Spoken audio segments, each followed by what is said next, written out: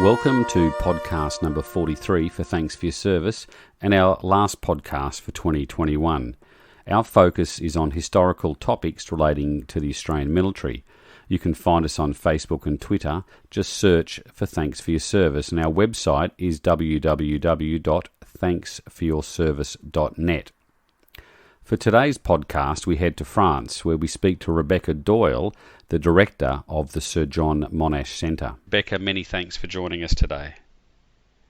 Thank you very much. It's my pleasure. And first off, can you tell us who was Sir John Monash? Yes, sure. So our centre here is named after General Sir John Monash, and he was the commander who led the Australian Corps with outstanding success on the Western Front in 1918. So taking back, he was the Australian son of Prussian Jewish migrants. He was a Dux of Scotch College in Melbourne, and he went on to complete an arts and engineering degree at Melbourne University.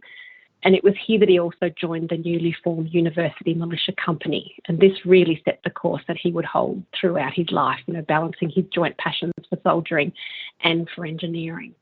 So on the outbreak of the war, he was appointed to command the 4th Infantry Brigade of the Australian Imperial Force, which he did throughout the Gallipoli campaign.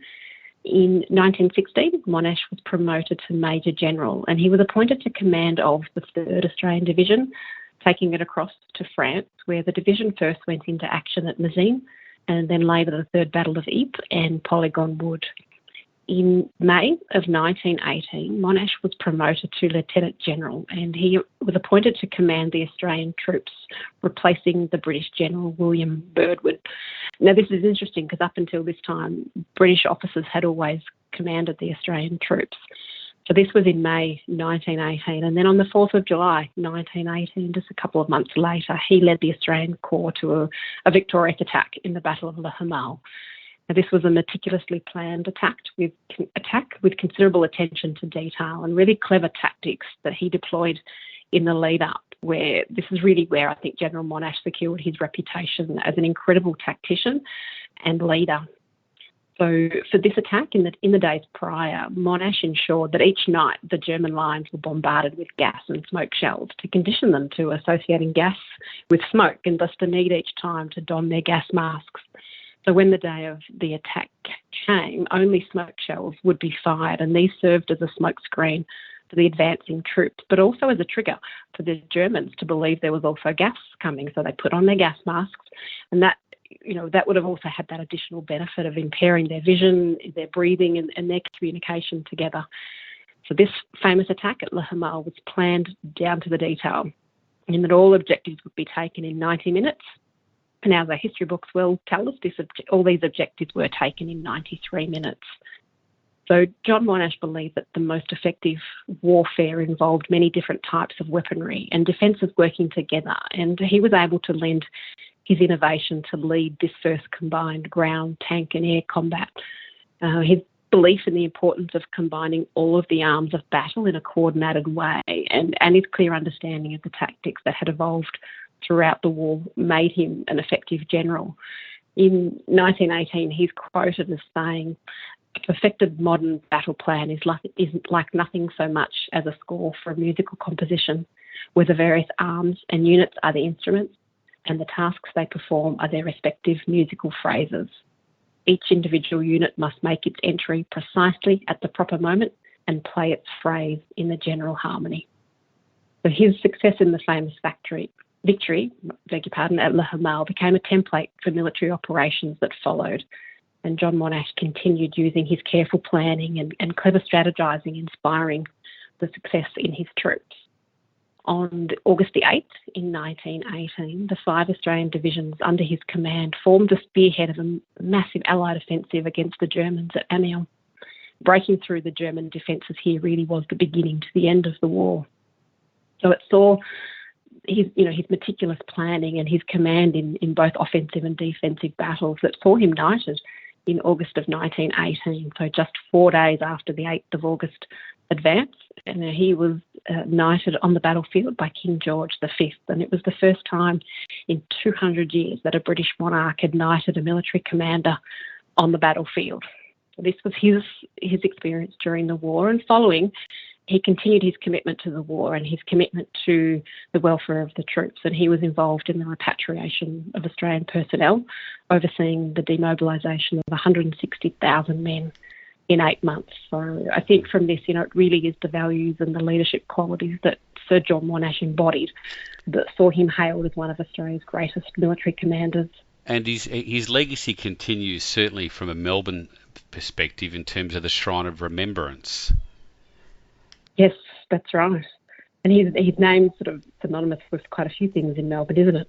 Monash Freeway, Monash University, etc. Yeah. Yeah, that's right. Yeah. Now, the centre that you're the director of is not just about Sir John Monash. What is its purpose? That's correct. So its objective to enhance all visitors' understanding of Australia's role and sacrifice on the Western Front during the First World War. So the Sir John Monash Centre is not a museum in the traditional sense. It's an immersive experience. It is an interpretive centre that uses cutting-edge multimedia technology to tell the story of Australia's experience on the Western Front in the words of those who served.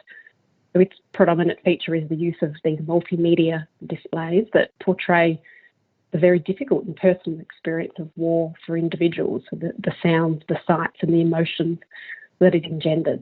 So to enable us to tell the stories of the soldiers, our historical researchers and development teams use letters and diaries of soldiers to create the content that we show at the centre.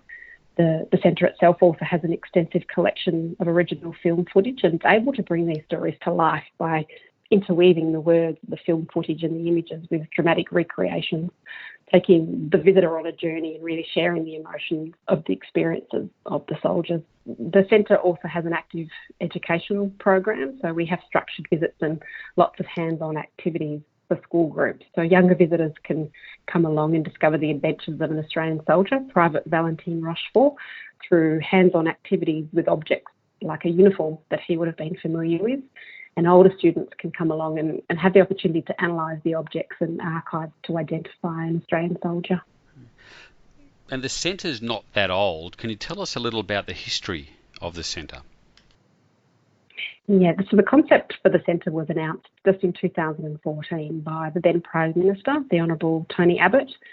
And in 2015, the plans for the design were unveiled, detailing an interpretive centre to be built as a lasting international legacy of Australia's centenary of Anzac period of 2014 to 2018.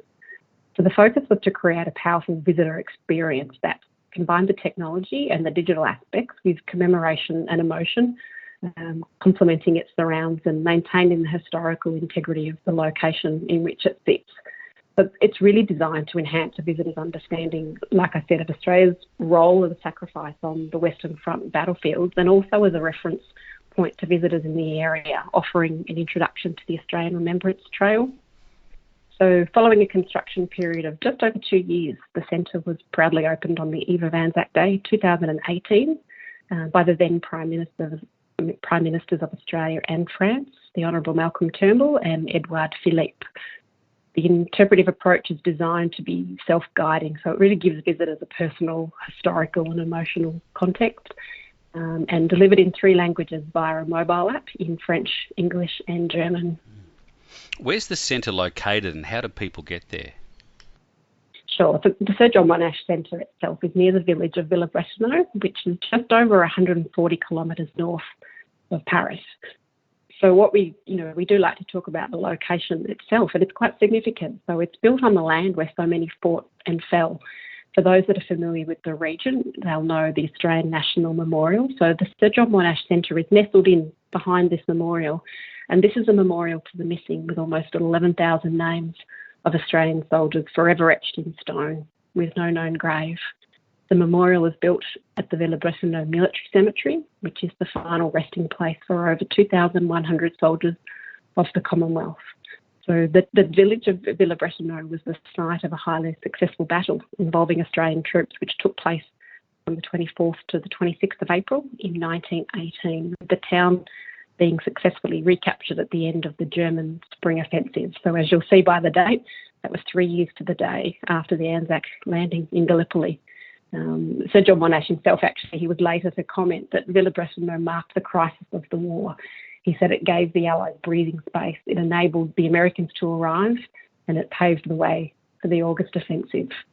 So to get to the Sir John Monash Centre by hiring a car, visitors can easily get here, and also many other sites along the Australian Remembrance Trail and former battlefields in the region. So coming from Paris, it's a 1-hour train ride from Gare du Nord to nearby Amiens, and then from Amiens you can just take a direct train to Villebretonneau. From Villebretonneau to the centre, a trip in the taxi is a matter of minutes, but there's also a nice little signposted walking path that you can take. We also find many people visit the centre as part of a guided battlefield tour, so they can enjoy sitting back on a bus and looking at the countryside as they travel along. Now, you also mentioned the Australian Remembrance Trail. What is the trail? The Australian Remembrance Trail links the most significant sites along the 200-kilometre trail from Ypres in Belgium to Ballinglis in northern France. So it includes battlefields, cemeteries, memorials and museums, and these all share their own experiences of the First World War. So the trail itself builds on the really impressive efforts of the local French and Belgian communities to commemorate and remember Australian service. So I can give you some examples of places that can be visited along the Australian Remembrance Trail. So up in Belgium, there's a place called the Plug Street 1418 experience, where you can head along to and learn about the 1917 Battle of Messines. You can visit the only all-Australian cemetery in Belgium, which is the Toronto Avenue Cemetery. You can hear the story of Australia's disastrous first battle in Fromelles, with a museum that sits alongside the Pheasant Wood Military Cemetery, where there are 250 soldiers that were reinterred after their remains were recovered in a mass grave just in 2009. There's also many official Australian memorials along this trail: Cobbers, Digger, Bouquet Farm, and the 1st through to the 5th Division memorials. Visit Vignecourt 1418, and they've got a really impressive display of portraits that were taken at a farmhouse turned photo studio during the times the Australian soldiers were resting behind the lines, or you can head underground in Naor to discover the inscriptions that soldiers carved into the walls. So of the 295,000 Australians who served on the Western Front, over 46,000 died and more than 130,000 were wounded. So the Australian Remembrance Trail helps to remember and commemorate all these soldiers. Those numbers are just astonishing. Now, you've just recently hosted some events for Remembrance Day. Tell us about that experience. And obviously, the COVID environment in Europe was on the improve at that stage. But tell us about Remembrance Day this year. Yeah, thanks. So we've been really pleased to be able to bring a series of events enabling individuals to tour the Sir John Monash, as well as the cemetery and the Australian National Memorial, and to come together in small groups to do some creative art workshops, which we did some centred on flowers of remembrance, or they were able to participate in some in-person or some online conferences. So the conferences are quite a new thing that we're doing, and the conference that we held for Remembrance Week was chosen, and it was looking at Australian soldiers who died after the armistice. So in the days, weeks and months following the guns falling silent on the Western Front. Here we heard stories of soldiers who enlisted in 1915, serving in Gallipoli and throughout the duration of the campaign on the Western Front, only to succumb to an illness such as the Spanish flu, or be killed in a motor accident or a drowning whilst in France, and awaiting return to Australia on the military transport ship. So this was our second online conference. We did our first just a few months prior, and we were looking at Australian soldiers who served during the First World War and were also Olympians, and we had this one scheduled to coincide with the Tokyo Olympic Games. So for us, this has been a method of outreach that's enabled us to stay connected with people in Australia who've not been able to visit, and provided another medium for sharing these important stories of commemoration. Other thing we did during Remembrance Week is we had some small wooden crosses that bore handwritten messages from Australian school children, and these were provided for those who wished to place a token of remembrance at the headstone of a fallen soldier. So in many of the Commonwealth War Graves Commission cemeteries in this region, these small crosses were placed as a homage to the fallen. And in terms of people who visit the centre, is there a typical profile? Obviously with COVID in the last sort of 18 months, 2 years, the number of visitors from Australia have been restricted. But who comes and sees the centre? Yeah, look, certainly you're right. COVID has significantly impacted the Australians being able to travel, and we really miss seeing those. And that's been the advantage of us trying to try these different methods of outreach and really engaging with the Australians via digital means and via social media. But what we are seeing during this time is a bit of a shift, absolutely, in the demographics of people coming through. So we're really getting a lot of school groups coming in, lots of French children coming to learn about the history that has been in their location. And for some, they're not aware of the fact that there were French soldiers and there are Australian soldiers that are buried in their country. So we've really been able to get lots of young school groups in, which is lovely. And we're finding we do get people within the European area travelling. So we do get visitors coming down from Belgium and coming down from the Netherlands. And of course, there's always some Aussie expats who are living in France who are happy to come along and get a little bit of a taste of Australia whilst they can't get home as well. And what about your journey to becoming director of the centre? Tell us a little about that. Yeah, so I work for the Department of Veterans Affairs in Australia and have done so for quite some time. And I've been afforded the opportunity to learn on the go. So the last few years have been involved in assisting with the Anzac Day services over here. So it's been a nice offering that the department does, is giving that exposure to the broader commemoration sphere. So I've been able to, over the last few years, have a role in managing the official memorials that do exist on the Australian Remembrance Trail and helping out with Anzac Day. So it's been a nice journey in moving over here. And where can people learn more about the centre? Sir John Monash Centre website is accessible at www.sjmc.gov.au, and it's filled with lots of practical information for visiting the centre, and there's also a comprehensive catalogue of small articles to read, sharing insights into battles, individual stories and details of commemoration. So for those that do head across to our website, you'll find the Join Our Mailing List button, which I encourage everybody to click on so you can receive our monthly e-newsletters. And we also like to engage with our audience on social media. So we do use Facebook, Instagram and Twitter. And just a couple of months ago, we also launched a page on the Australian Department of Veterans Affairs YouTube channel featuring the recordings of some of our online conferences and lots of little sneak peeks into the centre as well. And certainly the Remembrance Day recording that you did recently is on there as well, which I had the pleasure to join live. But Rebecca, look, thank you so much for your time today, and best of the season to you as well. Thank you very much, and thank you for sharing the story of the Sir John Monash Centre. It's been a pleasure. That's the podcast for today. We're keen to hear your feedback. You can leave a comment on our Facebook page, and if you're listening to us via iTunes or other podcast apps, you can please leave a review. You can help support this podcast via Patreon or Buy Me a Coffee. The links are on our website and our Facebook page, and your support helps us with the production of this podcast.